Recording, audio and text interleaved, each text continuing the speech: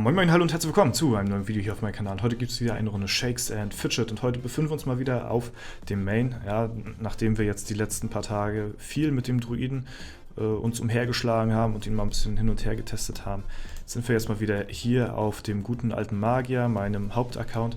Ja, wo ich jetzt hier auch, aber das hatte ich euch schon gezeigt oder ihr habt es im Livestream gesehen, eine neue Waffe am Start habe. Und eigentlich müsste ich heute auch, ja genau, heute ist nämlich das Kalendertürchen wieder dran. Aufstieg, das 20. Türchen. Ich habe bisher noch keinen Tag verpasst. Sollte man auch nicht machen. Ja, das wirft einen extrem nach hinten. Deswegen sollte man da immer, immer am Ball bleiben auf jeden Fall. Und wir haben uns das Level Up hier gegönnt. Ja, sind jetzt Stufe 534. Ganz nice. Und ja, was es heute zu sagen gibt, zu zeigen gibt. Und zwar hatte gestern im Discord mir der gute alte Strider geschrieben gehabt, dass er ja, ein neues Achievement mehr oder weniger freigeschaltet hat. Ein Achievement ist es ja nicht, weil es ist ja hier nicht im Buch mit drin, aber es ist auf jeden Fall ein persönliches Achievement. Und zwar die Goldgrube. Ja, bei mir seht ihr hier, ist sie jetzt auf Stufe 58 momentan. Man könnte durchaus mehr rausholen, wenn man natürlich die dementsprechenden Pilze dafür investiert und die Goldgrube so ein bisschen skippt.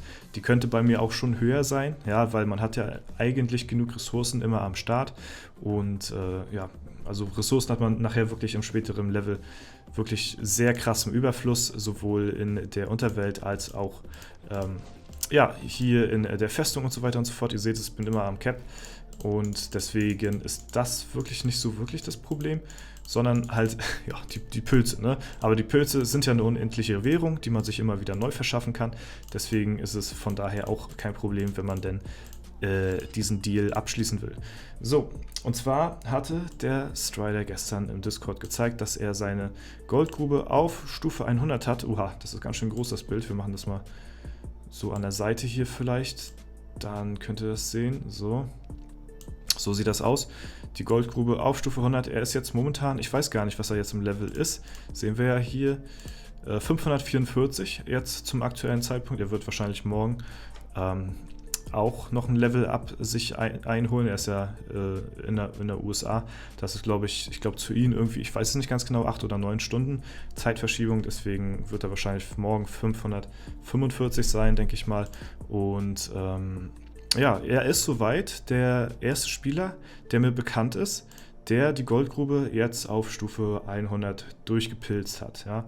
Wie gesagt, ressourcentechnisch dürfte es kein Problem sein. Es gibt ja auch massig Events, die auch immer nochmal mehr Seelen geben und ja, das ist eigentlich nicht das große Problem. Pilze sind, denke ich mal, auch kein Problem, ja, für Strider. Wir kennen ihn ja durch die Edelsteinmine, die er ja auf 100 durchgeskippt hat.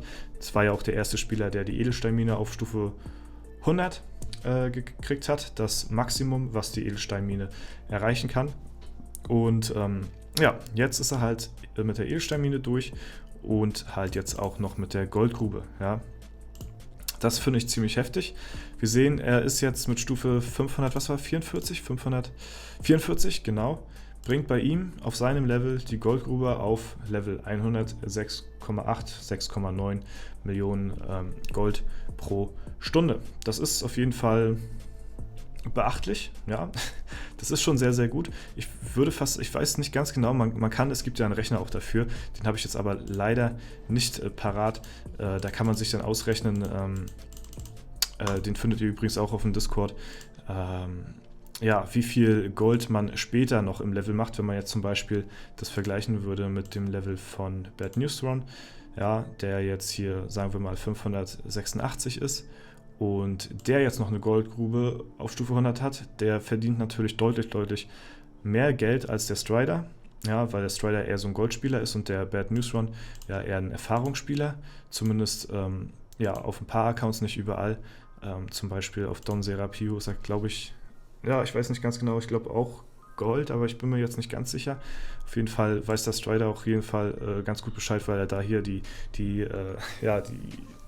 Top-Liste hier ausscoutet, ja, und alles im Blick hat, wer auf was spielt, ist schon ziemlich heftig, muss ich sagen, dass man da, ja, so konkurrenzdenkend ist, aber ich sag mal so, wenn man denn keinen anderen Motivationsfaktor mehr im Spiel hat und eigentlich so gut wie alles durchgespielt hat, dann nimmt man sich halt das ja, die Ziele vor, die die man noch erreichen kann. Und das ist halt dann nachher einer der Besten zu sein in der internationalen Ehrenhalle oder auf der gesamten Welt sozusagen. Ne? Und weil man nachher im Spiel dann hier so alles abgeschlossen hat. Ist ganz klar. Man muss sich natürlich immer neue Ziele setzen und ich finde dieses Konkurrenzdenken eigentlich ganz nice. Das gibt ja auch Motivation irgendwo. Ne? Ich weiß, ist nicht für jeden was, dass manche spielen halt so just for fun, die spielen für sich so, die gucken nicht so auf die Ehrenhalle, irgendwie nicht so dolle. Aber es gibt halt auch so Leute, die da relativ viel Wert drauf legen und das sind, denke ich mal, auch die meisten von euch, ja. Wie gesagt, ich will nicht alle über einen Kamm scheren, aber viele, denke ich mal, sind da sehr erpicht drauf, eine einigermaßen gute Platzierung in der Ehrenhalle zu haben. Auf meinen anderen Accounts, so Free-to-Play, wo ich ja meinen Berserker habe oder so, oder auf meinen Dämonenjäger, da ist mir das auch relativ Wumpe, muss ich sagen. Da lege ich auch nicht so viel Wert drauf. Vor allen Dingen, weil es nachher auch teuer wird. Ja? Deswegen habe ich wirklich nur einen Char, wo ich Wert drauf lege, dass ich da eine gute Platzierung habe in der Ehrenhalle. Ja, der Battle Mage vielleicht auch noch so ein bisschen, aber auch nicht so krass. Oha. Ja, das lohnt sich ja wieder heute. Ja, das ist natürlich ganz nice, ein Glücksgriff auf jeden Fall. Ich habe mein Inventar gerade erst frisch aufgeräumt gehabt, weil ich so viel, ich glaube, da hatte ich Gürtel oder sowas alles drin gehabt. Ja, und jetzt habe ich so viele Rüstungen hier gefunden, die habe ich alle aufbewahrt und das ist natürlich ganz nice, dass wir die jetzt wieder heute loswerden konnten hier. Sehr cool, ja, freut mich. Haben wir wieder ein bisschen Mula gemacht, ein bisschen Para, ja. Ein bisschen Para wie ein Poltergeist machen wir. Ja, und da bin ich auf jeden Fall noch gespannt, wie es da in der nächsten Zeit weitergeht. Und ja, darüber wollte ich euch eigentlich nur informieren, dass es jetzt so der erste Spieler, von dem man das jetzt so mitkriegt, geschafft hat, die Goldgrube auf das Maximum zu leveln. Das finde ich schon ziemlich beachtlich, muss ich sagen. Und vor allen Dingen musst du die ja auch immer regelmäßig abholen. So, ne? Also wenn du die schon durchskippst, und ich weiß, Strider macht das, der holt die wirklich ab, jedes Mal, bevor die voll läuft. So. Immer noch so mit Wecker stellen und immer noch so mit alles durchtracken und sowas. Aber wenn du oben mitspielen willst in der Ehrenhalle, dann musst du halt wirklich das auch so machen. So. Also dann lohnt sich das natürlich auch nicht, das Ding hier durchzuskippen und du holst es nachher nicht ab. So. Und wirklich jeden einzelnen Vorteil nutzen und rauskitzeln aus dem Spiel, was einem das Spiel halt so bieten kann. So, nur so kommt man halt an die Spitze der Ehrenhalle. Ja? Und man sieht es ja auch schon alleine vom Level her. Er ist ja ein paar Jahre im Vergleich zu den anderen später gestartet. So, ich weiß nicht ganz genau, wie viele. 4 oder so? 4 vielleicht? Keine Ahnung. 3 oder 4 oder 5, kann ich euch jetzt nicht ganz genau sagen. Und dafür jetzt so weit oben zu stehen hier, ne? Also leveltechnisch ist es natürlich noch nicht so weit, aber natürlich durch das auf das Gold spielen und die ganzen Vorteile, die halt man nutzen kann, wenn man das nötige Kleingeld dafür auch ausgibt, das in Kombination verschafft einen dann so einen enormen Boost, dass man das halt dann schaffen kann, so weit oben in der Rangliste zu stehen, auch wenn man deutlich später gestartet hat. Da musst du aber wirklich jedes kleinste Fitzel nutzen, um das zu schaffen. Ne? Weil sonst wird es halt ziemlich schwierig und versuch mal erstmal so einen Rückstand von ein paar Jahren erstmal aufzuholen. Das ist mehr als kompliziert und schwierig. Ne? Also das ist auf jeden Fall beachtlich.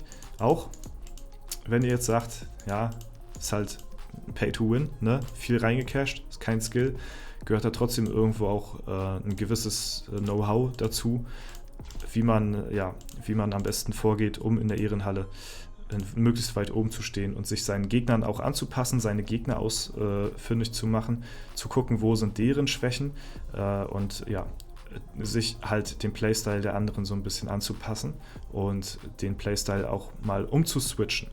Ja, und da muss man schon ein bisschen Ahnung haben und vor allen Dingen auch viel die Gegner abtracken. So. Finde ich ziemlich nice. dass man so, ja, auch so ein Auge drauf wirft, was im internationalen Bereich so abgeht. Und finde ich ziemlich spannend auf jeden Fall. Und ja, dann würde ich sagen, soll es das für heute erstmal soweit wieder gewesen sein. Ich hoffe, es hat euch gefallen. Wir können mal hier ein bisschen die Zeitmaschine abholen. Das haben wir jetzt auch schon ewig nicht mehr gemacht. Ja, also gibt keinen Grund, warum ich die Zeitmaschine aufbewahre. Es ist einfach nur, weil ich es vergessen habe, die immer abzuholen. Ja, eigentlich möchte ich die jeden Tag abholen einmal, aber ich vergesse es meistens so. Und ist ja auch nicht so gravierend. Ich empfehle euch natürlich, die jeden Tag immer gleich mal abzuholen, anstatt die allzu lange aufzubewahren. Aber ja, ist nicht so gravierend. Ja, gut, das war's soweit. Ich hoffe, es hat euch gefallen. Falls der Fall sein sollte, lasst gerne Bewertung und Kommentar dazu da. Ansonsten wünsche ich euch noch einen super schönen Tag. Vielen Dank fürs Zuschauen. Haut rein und bis zum nächsten Mal.